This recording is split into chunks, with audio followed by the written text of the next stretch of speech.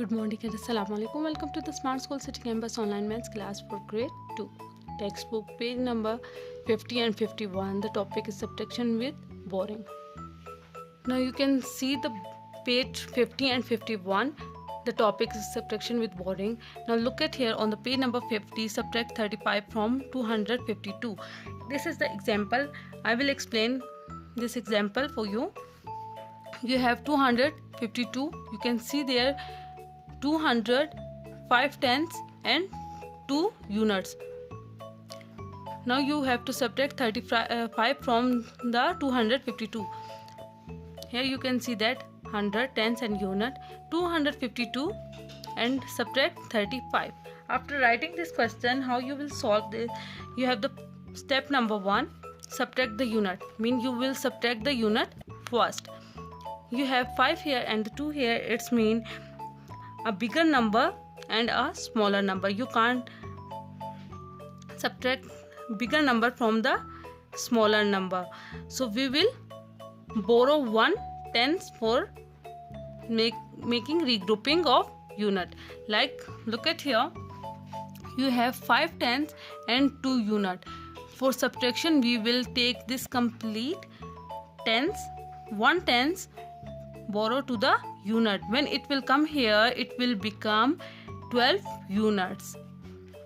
Now look at here, a 1 is written with 2. It's mean it's 12.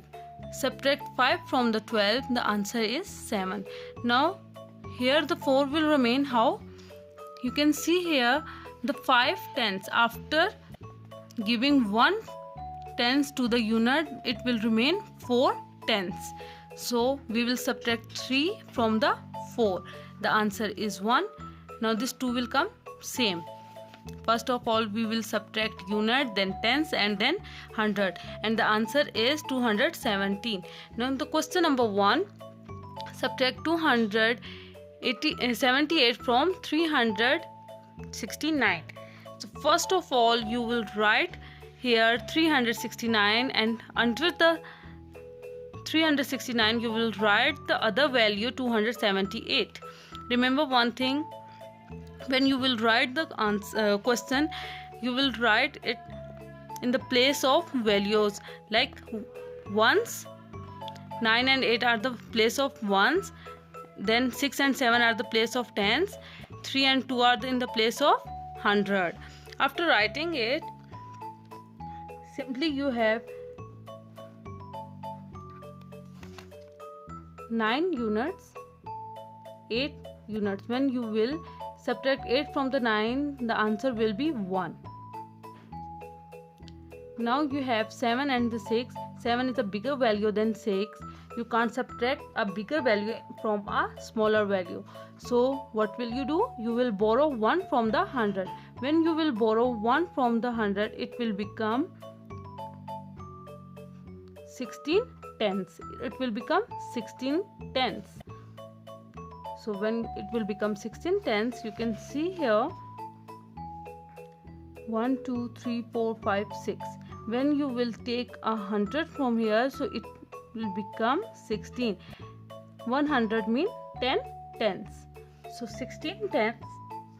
Now we have to subtract 7 tenths from the 16 tenths. So the answer will be 9.